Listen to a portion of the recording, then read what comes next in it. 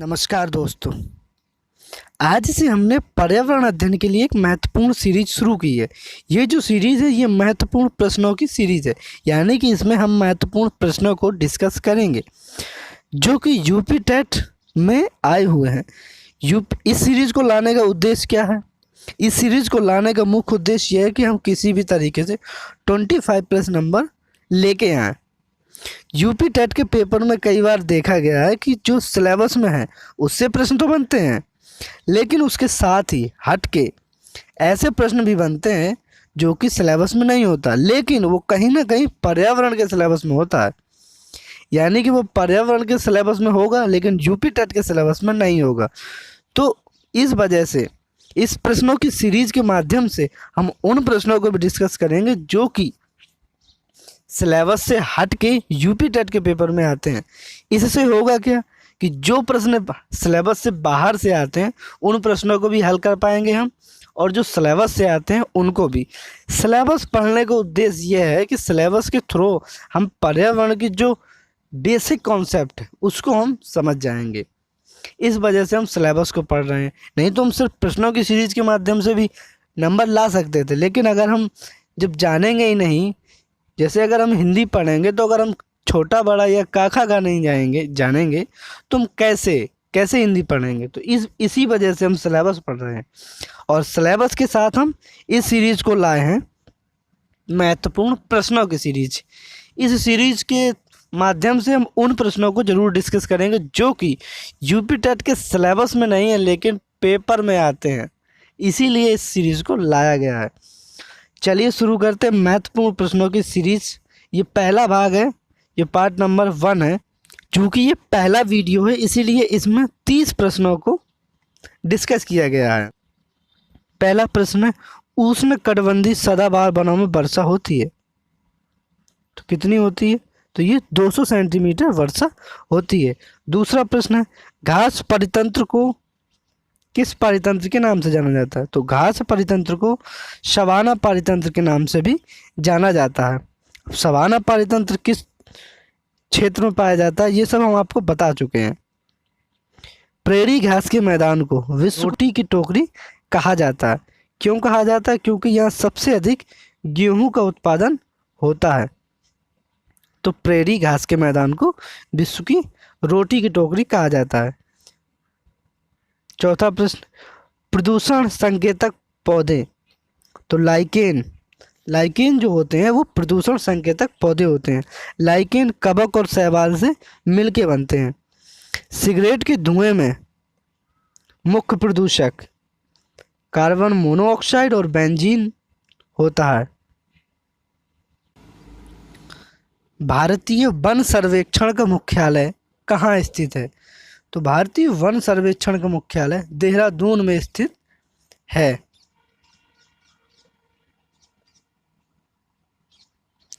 Trachoma रोग किस अंग को प्रभावित करता है? तो इसमें दिया नहीं है। ट्रैकोमा रोग आँखों की पुतलियों को प्रभावित करता है।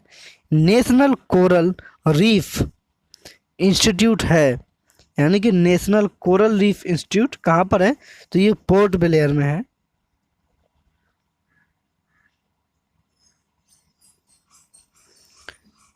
द्वितीयक प्रदूषक के उदाहरण हैं। तो द्वितीयक प्रदूषक के उदाहरण है पैन, परऑक्सी एसिटिल नाइट्रेट। कई बार इसका फुल फॉर्म ही पूछा जाता है कि पैन का फुल फॉर्म क्या है। तो पैन का फुल फॉर्म है परऑक्सी एसिटिल नाइट्रेट, इसका फुल फॉर्म है। और ये एक सेकेंडरी प्रदूषक है, यानी कि द्वितीयक प्रदूषक का उदाहरण है। और ओजोन भी द्वितीयक प्रदूषक है। ये आपको सिलेबस में पता चलेगा कि द्वितीयक कौन है, प्राथमिक कौन है। सागर तल के समीप रहने वाले जंतुओं को क्या कहते हैं? तो सागर तल के समीप रहने वाले जंतुओं को बैंथिक समुदाय कहते हैं, यानी कि बैंथिक समुदाय कहते हैं। गंगा एक्शन प्लान की शुरुआत कब हुई? तो गंगा एक्शन प्लान की शुरुआत 1985 में हुई। इसे गंगा एक्शन प्लान यानी कि गैप के नाम से भी जाना जाता है। एंजाइम क्रियाशीलता का सर्वाधिक तापमान होता है, यानी कि सर्वाधिक उत्तम तापमान कहेंगे हम इसे, यानी कि 25 से 35 डिग्री सेल्सियस तक एंजाइम अच्छी तरीके से कार्य करते हैं हमारे शरीर के अंदर।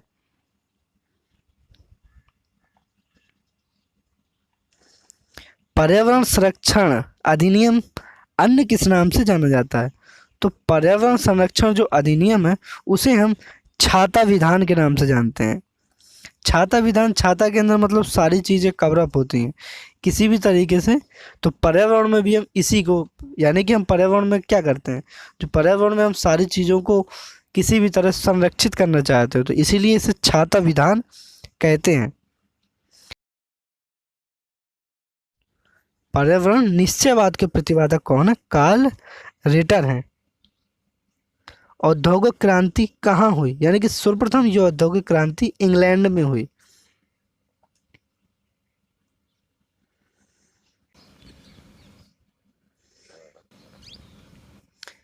प्रथम पर्यावरण दिवस कब मनाया गया?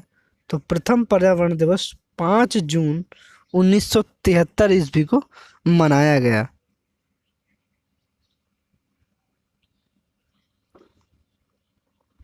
लोयस का मैदान कहाँ है?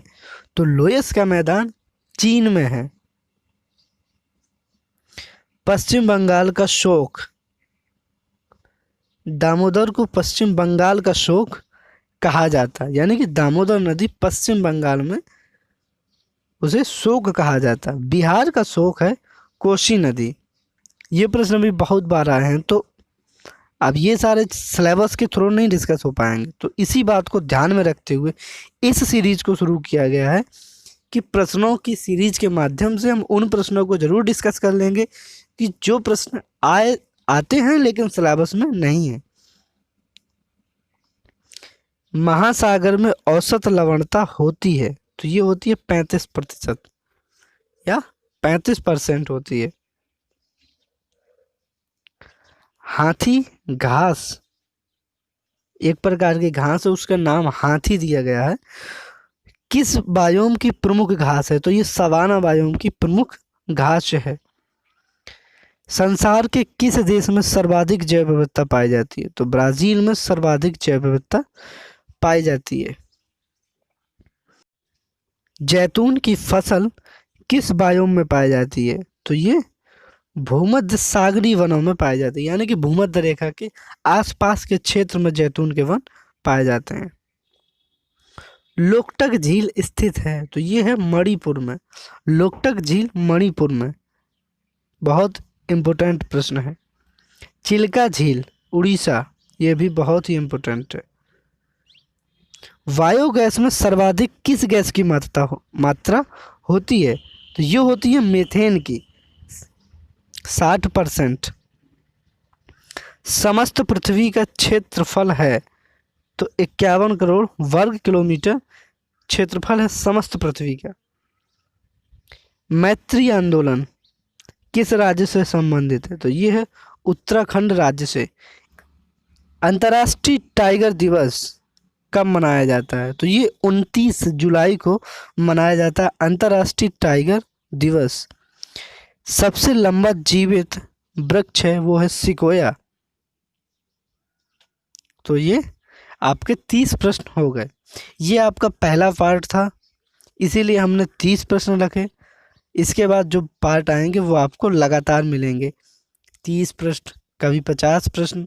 तो ये आपको सीरीज मिलती रहेगी। इस सीरीज को, इस जो प्रश्न है इसके, उसे आप नोट कर लीजिए और एक फेयर जो आप कॉपी बना रहे हैं उसी में आप इसको नोट करके लिखते जाइए और हफ्ते में कम से कम इसे 1 या 2 बार रिवाइज कर लीजिए। तो ऐसे में ये सारे प्रश्न आपके दिमाग में सेट हो जाएंगे और आपको अधिक मेहनत करने की ज़रूरत भी नहीं पड़ेगी। सिलेबस का वीडियो आपको कल से सुबह आपको मिलेगा और शाम को आपको ये जो वीडियो है ये मिलेगा आपको प्रश्नों की सीरीज का, यानी कि सिलेबस का जो वीडियो वो आपको सुबह मिलेगा और जो प्रश्नों की सीरीज का जो है वो आपको शाम को मिलेगा। तो ये जो हमारा काम करने का तरीका है, यानी कि प्रश्नों की सीरीज का आपको शाम को और सिलेबस का सुबह वीडियो आपको मिलेगा। उम्मीद है कि हमारे द्वारा शुरू की इस सीरीज को आप पसंद करेंगे और अधिक से अधिक मात्रा में शेयर करेंगे। मिलते हैं नेक्स्ट वीडियो में, तब तक के लिए धन्यवाद, शुक्रिया।